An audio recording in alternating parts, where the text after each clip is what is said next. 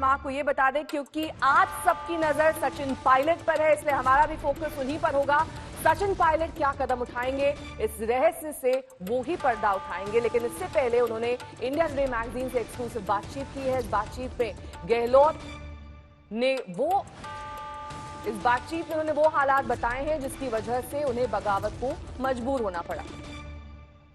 India today magazine को सचिन पायलट ने interview दिया है। 5 साल तक उन्होंने कड़ी मेहनत की, ये पायलट ने कहा। उन्होंने कहा कि लेकिन उनकी मेहनत के मुताबिक उन्हें कद और पद नहीं दिया गया। मेरी मेहनत करने के बावजूद गहलोत सीएम बने, मैंने किसी विशेष ताकत की मांग नहीं की, सचिन पायलट ने यह भी साफ किया। इंडिया टुडे मैगजीन को दिए गए इंटरव्यू में सचिन पायलट ने कई ऐसी बातें साफ कही जिसकी वजह से उन्हें इस तरीके का कदम उठाना पड़ा। मैं चाहता था सरकार अपने वादे पूरे करे, सत्ता मिलने पर गहलोत जी ने कुछ नहीं किया।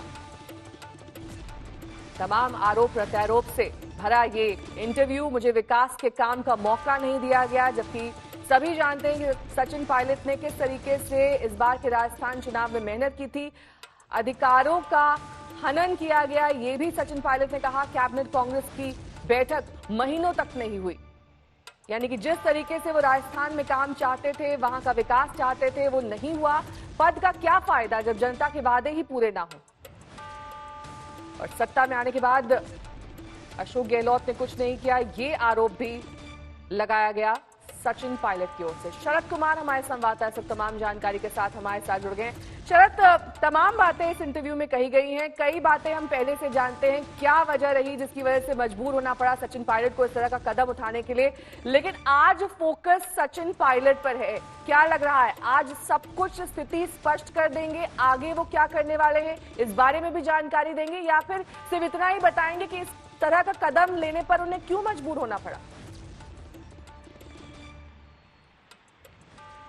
देखिए, अगर कोई वजह बताते हैं कहीं जाने का, आने का, कुछ करने का, तो बताएंगे जरूर कि उन्हें यह कदम क्यों उठाना पड़ा। नेहा, हम सुबह की पहली तस्वीर आपको बदले हुए कांग्रेस की दिखाना चाहते हैं। ये देखिए तस्वीर, यहाँ सचिन पायलट की युवा जोश की तस्वीर हुआ करती थी, वहाँ गोविंद सिंह डोटासरा की तस्वीर लगा दी गई है।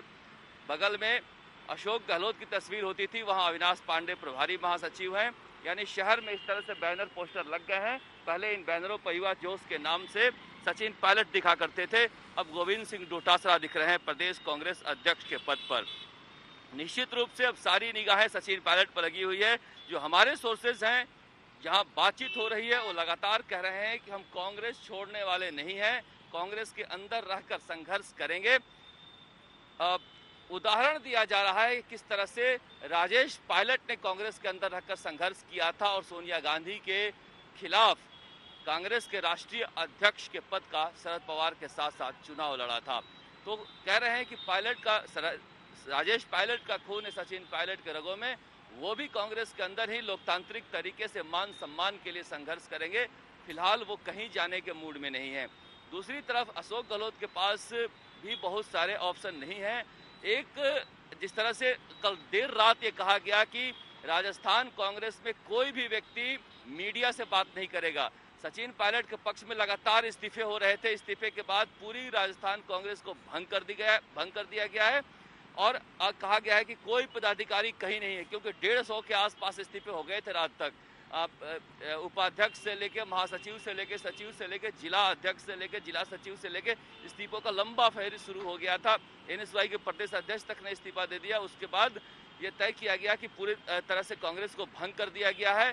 अब केवल प्रदेश अध्यक्ष के पद पर गोविंद सिंह डोटासरा हैं जो जल्दी कार्यकारिणी का गठन करेंगे। आज वो सचिन पायलट की जगह प्रदेश कांग्रेस के मुख्यालय में जाके प्रभार लेंगे। इसके अलावा मीडिया से कोई बातचीत नहीं करेगा। यानी भले ही सख्त रूप दिखाया हो कांग्रेस ने, लेकिन कांग्रेस भी फंसी हुई नंबर गेम में, इसलिए बहुत ज्यादा आगे जाकर सचिन पायलट पर कोई कार्रवाई करे ऐसा दिखता नहीं है। हालांकि ठीक है, आप बने रहे हमारे साथ शरद, लेकिन जो सवाल और जवाब इस इंटरव्यू के दौरान हुए वो हम अपने दर्शकों को दिखा देते हैं। आप अशोक गहलोत से क्यों नाराज हैं, इस पर सचिन पायलट ने जवाब दिया कि मैं उनसे नाराज नहीं हूं, मैंने कोई खास ताकत की मांग नहीं की थी, मैंने बस इतनी मांग की थी कि जो जनता है उनकी जो जरूरतें हैं उस पर ध्यान दिया जाए। मैं सिर्फ ये चाहता था कि राजस्थान सरकार जनता से किए वादों को पूरा करे। सत्ता में आने के बाद गहलोत जी ने कुछ नहीं किया, ये जवाब आया सचिन पायलट की ओर से। अब आपको दूसरा सवाल दिखा देते हैं। रूठने की जगह आपने पार्टी में मुद्दा क्यों नहीं उठाया? तो सचिन पायलट ने जवाब दिया, मैंने मुद्दा कई बार उठाया, सीनियर नेताओं को जानकारी भी दी, मैंने गहलोत जी के सामने अपनी बात भी रखी थी, लेकिन उनकी बात अनसुनी कर दी गई। लेकिन जैसा कि मैंने पहले कहा है, मंत्रियों और विधायकों के बीच मुश्किल से कोई बैठक होती थी, यानी बैठकों का अभाव था, ये बात उन्होंने साफ कही। वहां बातचीत और चर्चा की कोई जगह ही नहीं थी। मंत्री पद गंवाने के बाद पायलट का ये पहला इंटरव्यू हम आपको दिखा रहे हैं। उन्होंने कहा कि कई बार मुद्दों को उठाने की कोशिश की गई, लेकिन कोई सुनवाई नहीं होती थी अशोक गहलोत की सरकार में। अन्य सीनियर नेताओं को भी जानकारी मैंने दी, लेकिन गहलोत जी के सामने कई बार मैंने अपना पक्ष रखा और उन्होंने कोई मीटिंग, कोई सुनवाई नहीं की। बातचीत और चर्चा की वहां कोई जगह नहीं थी। ये सचिन पायलट का जवाब था कि रूठने की जगह आखिरकार आपने पार्टी में ही मुद्दा क्यों नहीं उठाया। ये तमाम बातें इस एक्सक्लूसिव इंटरव्यू में कही गई हैं, जो कि इंडिया टुडे मैगजीन को दिया गया है।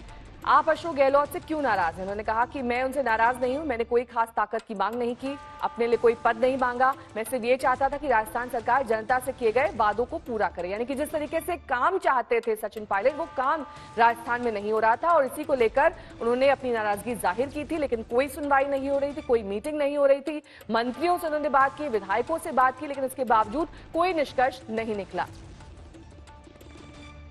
अधिकारियों को आदेश दिए गए कि वो मेरे आदेशों को ना माने, यानी कि सचिन पायलट को एक तरीके से दबाने की कोशिश की गई, उनकी आवाज को सुना नहीं गया। कई बार मुद्दों को उठाया मैंने, राजस्थान कांग्रेस के प्रभारी अविनाश पांडे जी के सामने, अन्य सीनियर नेताओं के सामने जानकारी मैंने दी, मैंने गहलोत जी के सामने भी अपनी बात रखी, लेकिन कभी इस बारे में चर्चा और विमर्श नहीं किया गया। लेकिन जैसा कि मैंने कहा, मंत्री और विधायकों के बीच मुश्किल से ही कोई बैठक होती थी।